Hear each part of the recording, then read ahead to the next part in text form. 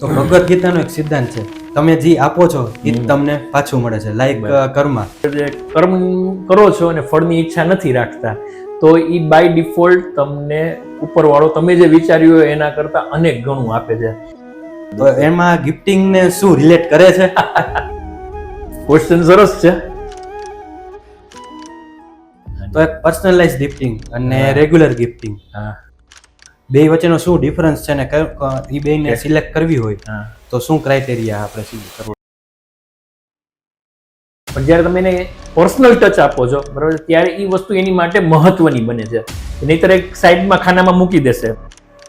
કારણ કે બધા કહેતા હોય છે ગિફ્ટ એક ખાલી વસ્તુ નથી, બરાબર. ઇમોશન્સ છે. તો એમાં શું એવું ઇમોશન્સ એડ કરી શકે? કરોડો રૂપિયાની ગિફ્ટ કોઈ વ્યક્તિ માટે નકામી હોય છે અને ખાલી તમે ફૂલ લઈને જાઓ બરાબર છે, તો એ તમારી વેલ્યુને અને તમારા ઇમોશન્સને ડ્રીવન કરી અને તમારું જોઈતું મનગમતું રિઝલ્ટ તમને આપે છે. તો કોર્પોરેટ વર્લ્ડમાં અને એક રૂપિયાનો પણ હિસાબ થતો હોય તો એમાં ગિફ્ટિંગનું મહત્વ શું કામ છે? એટલે 50 રૂપિયામાં ઈ તો 50,000 કમાય છે કે 5 લાખ કમાવાના છે, એટલે એ સમજી ગયા છે બિલકુલ. બોલ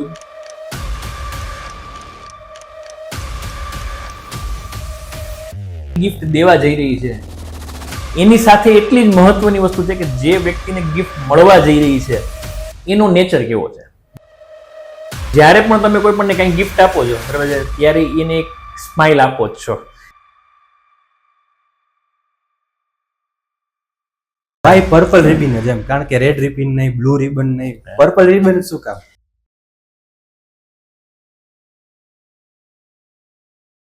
તમને લાગે છે કે ગિફ્ટ એટલે માત્ર ખાલી કંઈક ઓકેશન પર આપવાની જ વસ્તુ, પણ થિંક અગેન.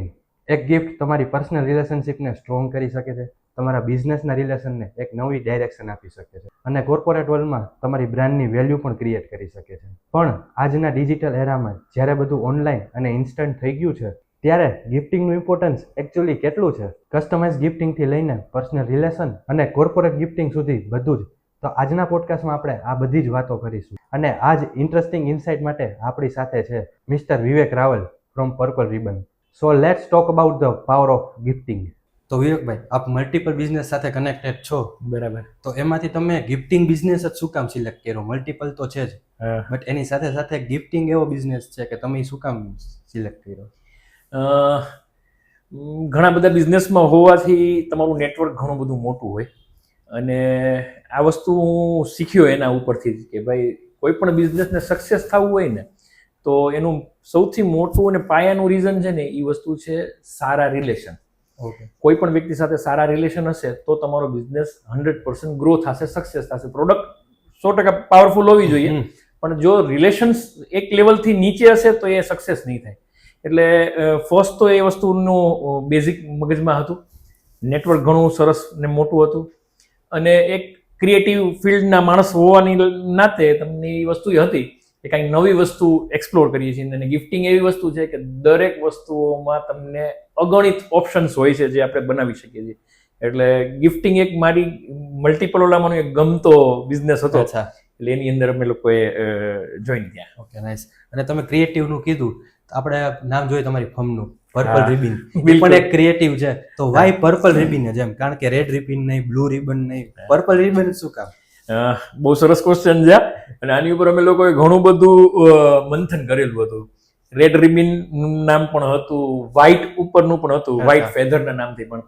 પણ ઘણી બધી વાર કેવું છે, અમુક વસ્તુઓના નેમ્સ છે એ અવેલેબલ ન હોય અને જે ફિલોસોફી હતી એવી વસ્તુની હતી કે ભાઈ ગિફ્ટિંગ છે તો રોયલ હોવું જોઈએ. તો રોયલ વસ્તુઓ માટેનો જે જનરલ કલર્સ છે ને, જે એ વસ્તુમાં પર્પલ છે એ ટોપ મોસ્ટ ઉપર છે. તો આપણે એ વસ્તુમાં પર્પલને એ રીતના પસંદ કરેલું છે. અને સેકન્ડ રિબિન છે એ ગિફ્ટિંગ માટેનું બાય ડિફોલ્ટ વસ્તુ છે અને પર્પલ રિબિન એ સાઉન્ડ એ સરસ થાય છે બરાબર છે. તમને લોકલાઇઝની જગ્યાએ સરસ ઇન્ટરનેશનલ નામની ફીલ છે અને એનું બ્રાન્ડિંગ પણ એવી રીતના આપણે કરી શકીએ. એટલે આપણે પર્પલ રિબિન ઉપર. Okay, nice. ક્રિએટિવ નેમ છે. હા, થેન્ક યુ.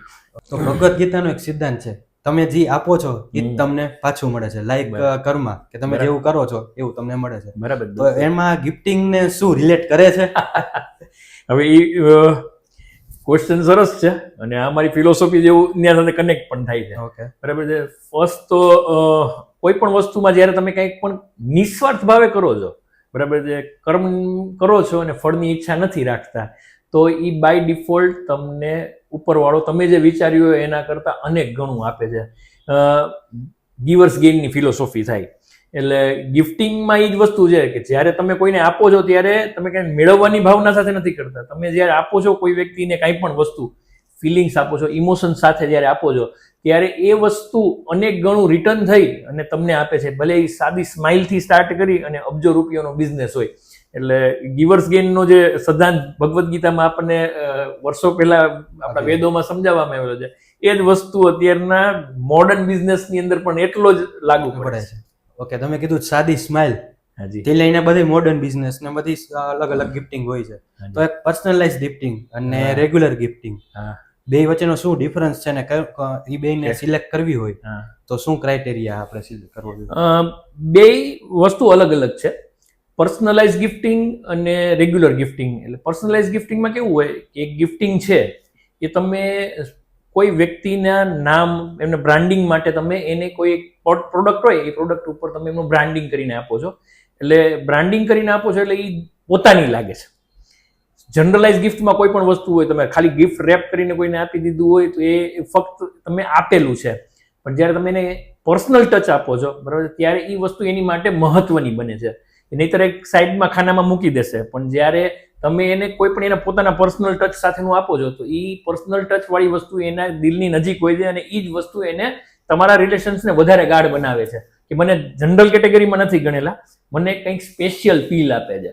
એ જ રીતના કસ્ટમાઇઝ વસ્તુ. એટલે કસ્ટમાઇઝ વસ્તુમાં કેવું થતું હોય કે પર્ટિક્યુલરલી સેક્ટર અથવા વ્યક્તિને ધ્યાનમાં રાખીને કોઈ પણ ગિફ્ટ ડિઝાઇન કરવામાં આવી હોય.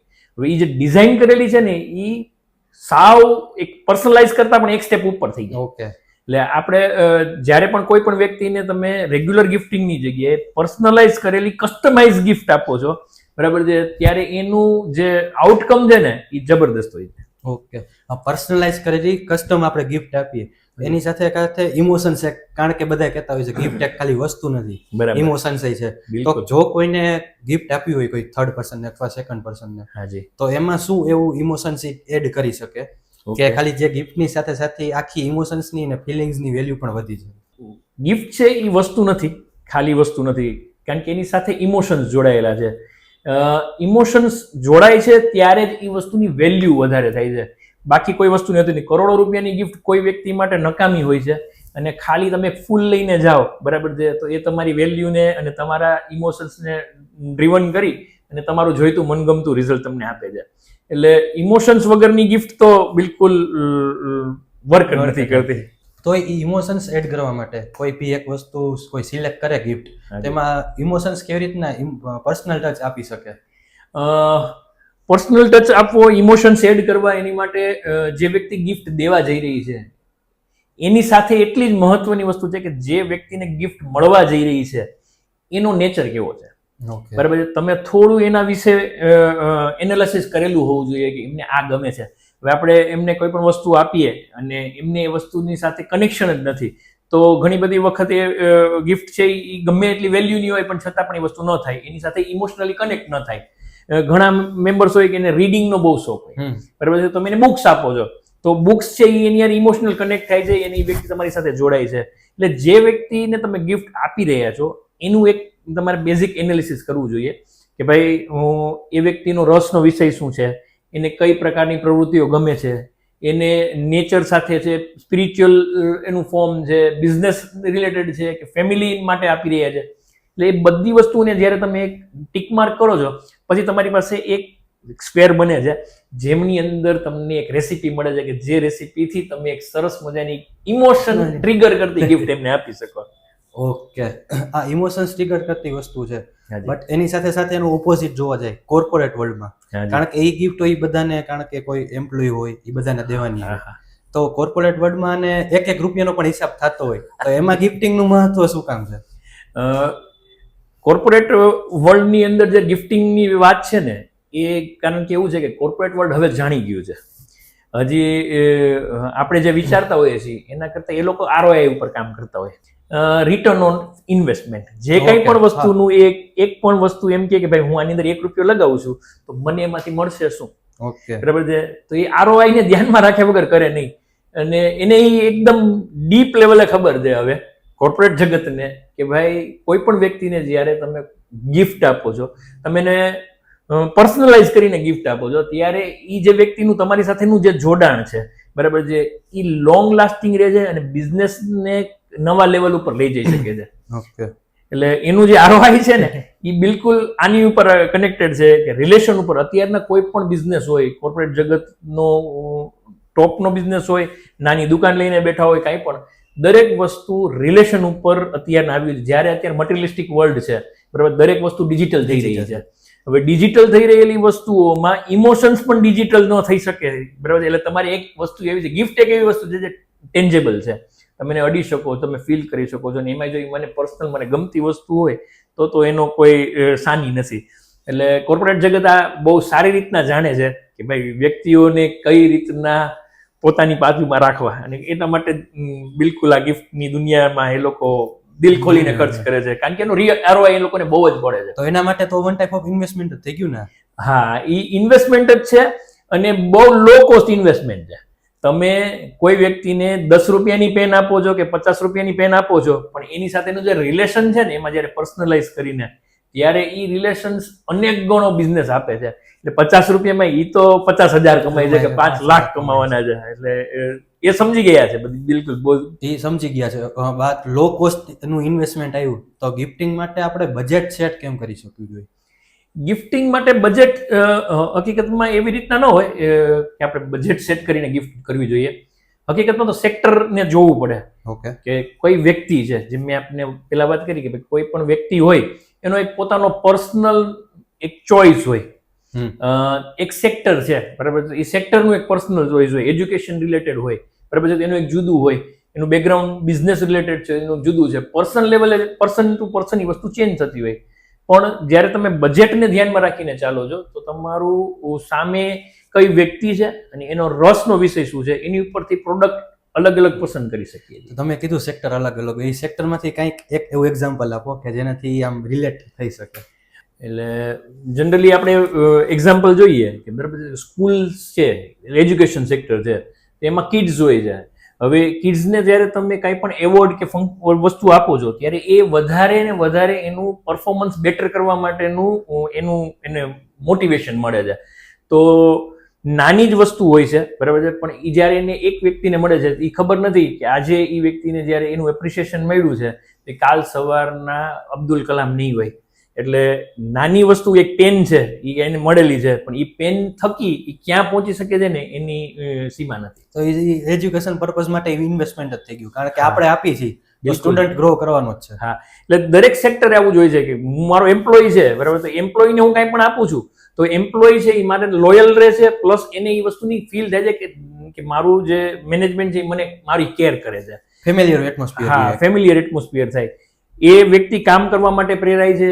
દરેક વ્યક્તિઓને કંઈક ને કંઈક એપ્રિસિએશનની ખરેખર એઝ અ માનવ આપણે હોય છે, તેની વસ્તુની આપણે જરૂર જ છે કે ભાઈ કંઈક એપ્રિસિએશન આપણને મળે, વેલ્યુ કરે આપણી. હા, વેલ્યુ કરે. તો એ જે વેલ્યુ એડેડ વસ્તુ જે કંઈ પણ છે, કોઈ પણ જગ્યાએ એ વસ્તુ તમને 100% બેનિફિટ આપે છે.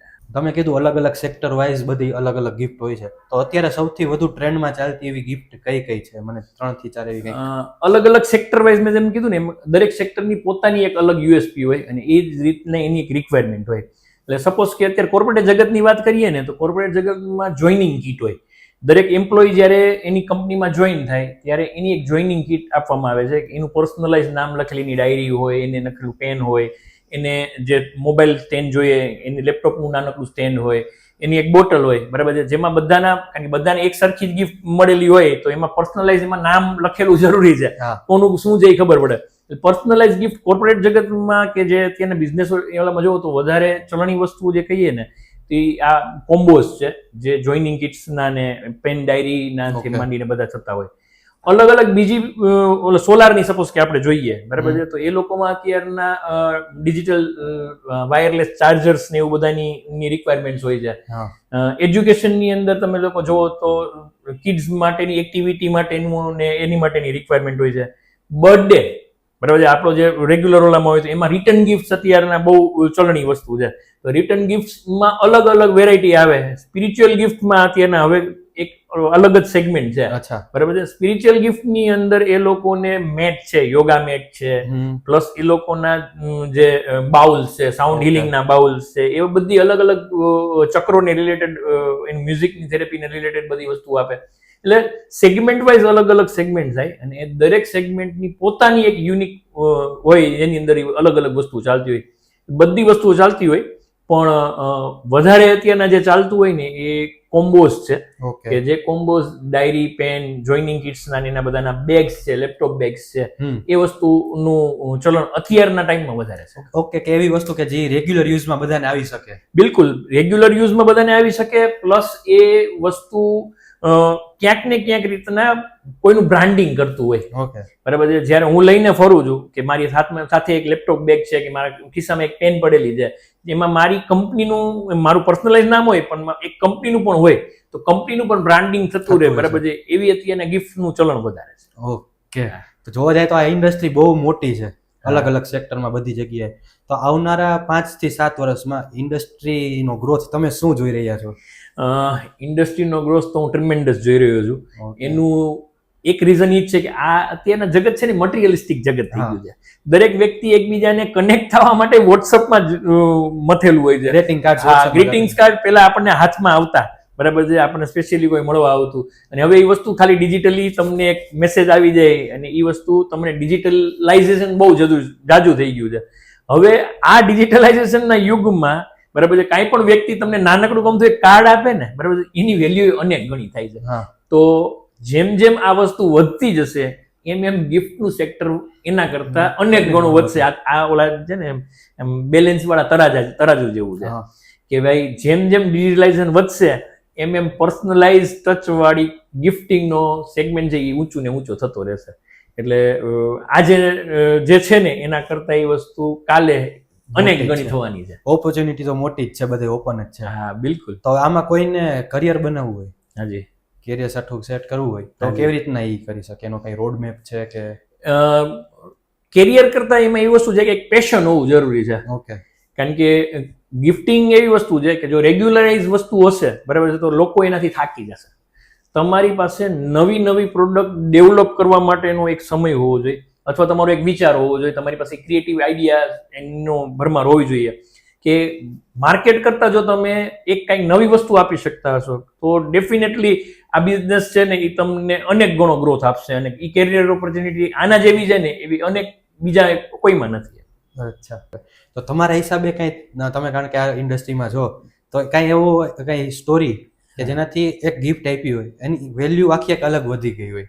કારણ કે તમે કીધું કોમ્બો આપ્યો, તો કોમ્બોની વેલ્યુ શું કામ વધી? કે એવું તમારે એવું કિસ્સો કે સ્ટોરી કઈ એવું? કિસ્સામાં એવું કહીએ તો એવું કહી શકીએ કે જ્યારે પણ તમે કોઈ પણને કંઈ ગિફ્ટ આપો છો, બરાબર છે, ત્યારે એને એક સ્માઇલ આપો જ છો, એટલે દરેક વ્યક્તિની જીવનમાં એ મોટો ફરક પાડે છે.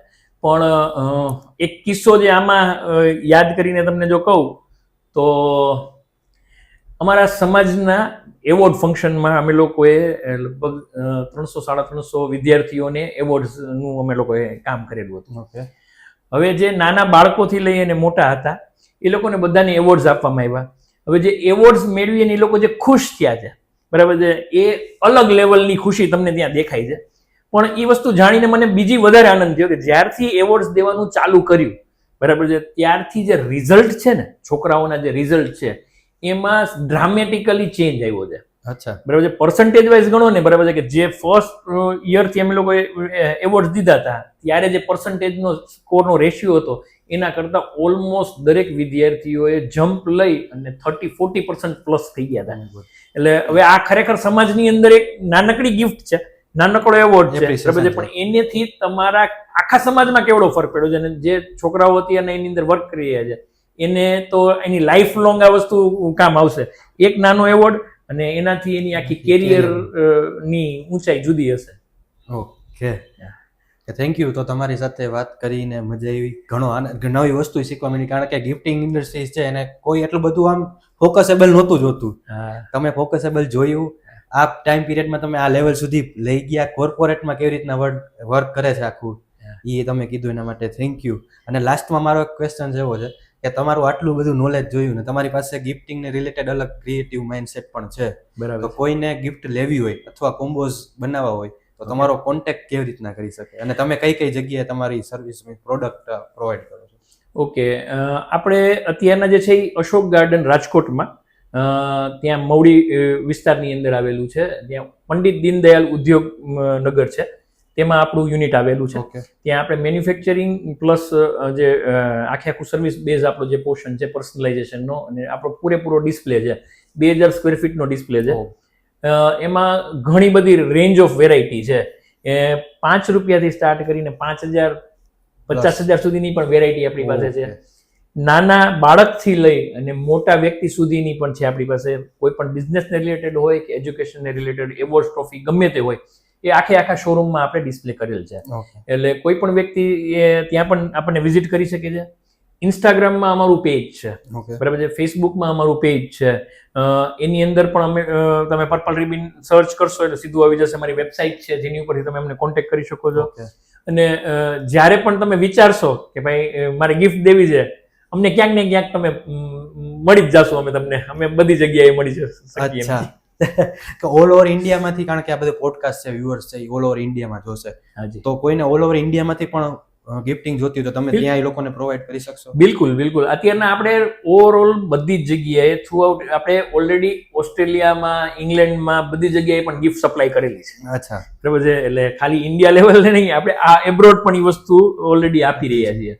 અને ઓલ ઇન્ડિયા ગમે ત્યાં કયો, બરાબર છે, તો એ વસ્તુમાં અહીંયાથી જ એ વસ્તુ ડિસ્પેચ થઈ અને એ લોકોને ઇન ટાઈમ ડિલિવરી આપણે આપી શકીએ એમ છે. એમાં કોઈ વાંધો નથી. ઓકે, તમે કીધું કે તમારી પાસે મેન્યુફેક્ચરિંગ છે, તો કોઈને કસ્ટમાઇઝડ કરાવવી હોય ગિફ્ટ તો એનો ટાઈમ પીરિયડ શું વધારે થતો હોય છે? જનરલી જોઈએ છે તો વીક, 1 વીક કે એવું લેતા હોય છે? ના, પ્રોડક્ટ ઉપર ડિપેન્ડ છે અને કેટલી ડિટેલ એમને આમ જોઈએ છે. ઘણી બધી પ્રોડક્ટ્સો એવી હોય છે કે અમે એને સેમ ડે આપી શકીએ એમ છે, ઓકે, બરાબર છે. અમુક વસ્તુ એવી હોય છે કે 1 દિવસ 2 દિવસ.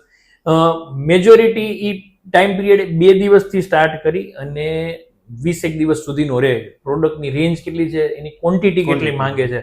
ઘણી બધી વાર એવું હોય કે ભાઈ તમારે 100 વસ્તુ જ જોઈએ છે તો એ અમારી પાસે રેડી અવેલેબલ હોય, પણ જ્યારે તમારી વસ્તુ તમારે 10,000 વસ્તુ જોઈએ છે તો એ વસ્તુમાં અમુક વસ્તુઓનો ટાઈમ આપણે દેવો પડે. પ્લસ એમાં આપણે પર્સનલાઇઝ કરતા હોય તો એ પર્સનલાઇઝેશનનો એક સમય હોય. ઓકે, કઈ પ્રકારની વસ્તુ એની અંદર કરવા માંગીએ છીએ એના ઉપરથી ટાઈમ જનરલી નક્કી થતો હોય. પણ મોટા મોટું એવું કહી શકીએ કે 2 દિવસથી સ્ટાર્ટ કરી અને 20 દિવસ સુધીના મિનિમમ ટાઈમ પીરિયડમાં તમે આપી શકો? હા, એકદમ. ઘણી બધી વસ્તુ અમે ઇન્સ્ટન્ટ આપી શકીએ. અચ્છા, ઓકે, થેન્ક યુ.